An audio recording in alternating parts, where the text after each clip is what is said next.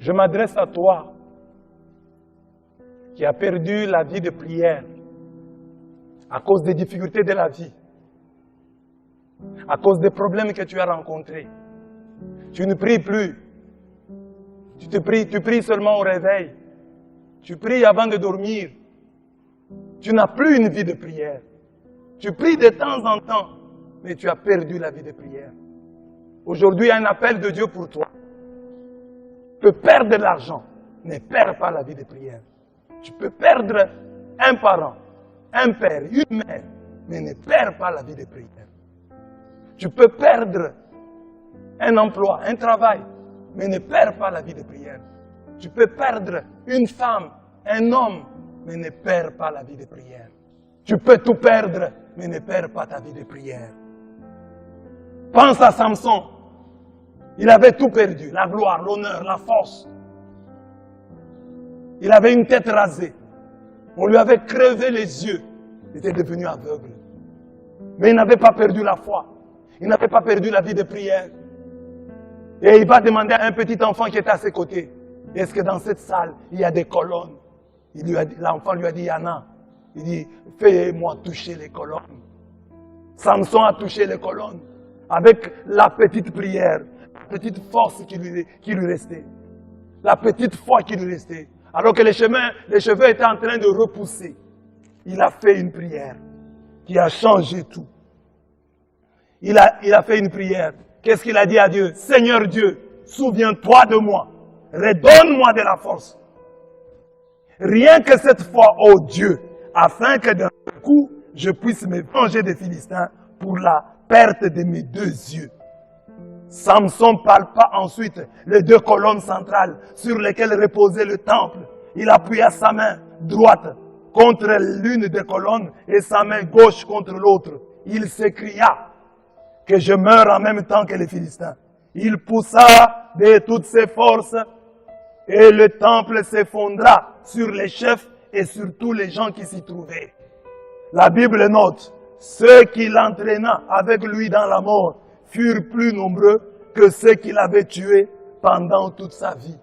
Il y a une prière que tu peux faire, la prière de Samson, qui te donnera la victoire finale. Samson lui a demandé de mourir avec les Philistins, de mourir avec ses ennemis. Toi, tu peux demander de ne pas mourir avec eux. Toi, tu peux demander de sortir vivant de cette catastrophe. Il te reste encore la prière. Tu as perdu les yeux, tu as perdu l'honneur. Ne perds pas la vie de prière. Tu peux tout perdre. Ne perds pas la vie de prière.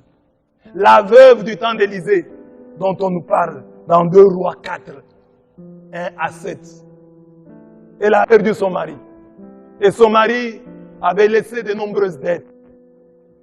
Les débiteurs voulaient transformer les enfants de cette veuve et voulaient les réduire en esclavage. Elle avait perdu l'honneur. Les gens parlaient d'elle. Elle alla voir le prophète. Elle avait encore la foi. Elle alla voir le prophète. Le prophète lui posa une question. Qu'as-tu dans ta maison? Cette femme ne dit pas au prophète, j'ai des pagnes, j'ai des robes, j'ai des chaussures. Elle dit, j'ai de l'huile. C'est pour elle le symbole de cette prière qui va tout changer. Le capital à partir duquel Dieu va changer sa vie. Dieu va changer sa destinée. Elle savait ce qu'elle a fait. Tu sais que tu as quelque chose. Tu as tes genoux, mon frère. Tu as tes mains, ma soeur. Tu peux te mettre à genoux. Tu as encore la bouche. Tu peux parler à Dieu. Et aujourd'hui, ta vie peut être changée. Et cette femme est entrée dans sa maison avec ce peu d'huile qu'elle avait. Et Dieu a multiplié son huile. Dieu a changé sa vie. Elle a payé ses dettes. Et ses enfants ne sont plus tombés dans l'esclavage. Voilà mon frère, tu as encore quelque chose à faire. Même si la situation est dramatique, même s'il y a des problèmes, même si tu te crois au bout, il y a quelque chose que tu peux faire. Tu peux prier, tu peux te mettre encore à genoux, tu peux parler à Dieu, tu peux utiliser cette huile que tu as, l'onction que tu avais dans la prière, que tu as perdue, tu peux la retrouver ce soir. Prier et ta vie peut être changée. Tu peux tout perdre, mais ne perds pas la vie de prière. Cette veuve de l'Évangile nous interpelle. On parle d'elle en Luc 18, 1 à 8. Ah, comment ce juge unique la considérait-elle? Comme une emmerdeuse. Elle venait chaque jour l'embêter, l'emmerder. Elle frappait à sa porte. C'était une veuve, elle n'avait plus de mari. On ne parle même pas de ses enfants, on ne sait pas ce qu'elle en avait eu. Mais elle venait chaque jour frapper à la porte de ce juge unique, de ces mauvais juges. Elle frappe à la porte. Fais-moi justice, fais-moi justice, fais-moi justice, fais-moi justice. Le juge était mauvais. C'était un homme injuste. C'était un homme méchant. Mais parce que cette femme l'embêtait, parce que cette femme l'importunait, elle a répondu. C'est un exemple fort utilisé par notre Dieu. Quand Jésus l'utilise, il veut nous dire, vous me taxez, j'accepte que vous me taxiez d'injuste, d'inique, de méchant, je l'accepte. Mais je vous pose une question. Est-ce que vous persévérez dans vos prières? Est-ce que vous êtes comme cette veuve?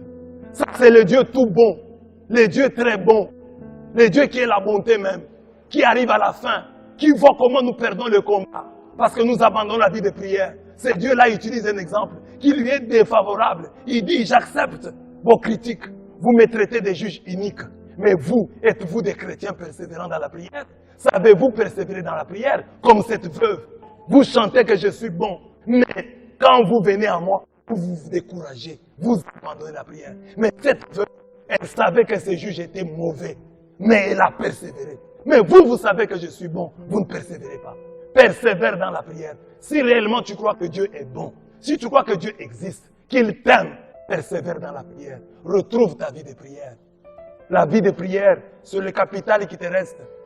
C'est à partir de cette vie de prière que tu rebondiras, que tu auras un emploi nouveau, que tu auras une nouvelle maison, que tu récupéreras.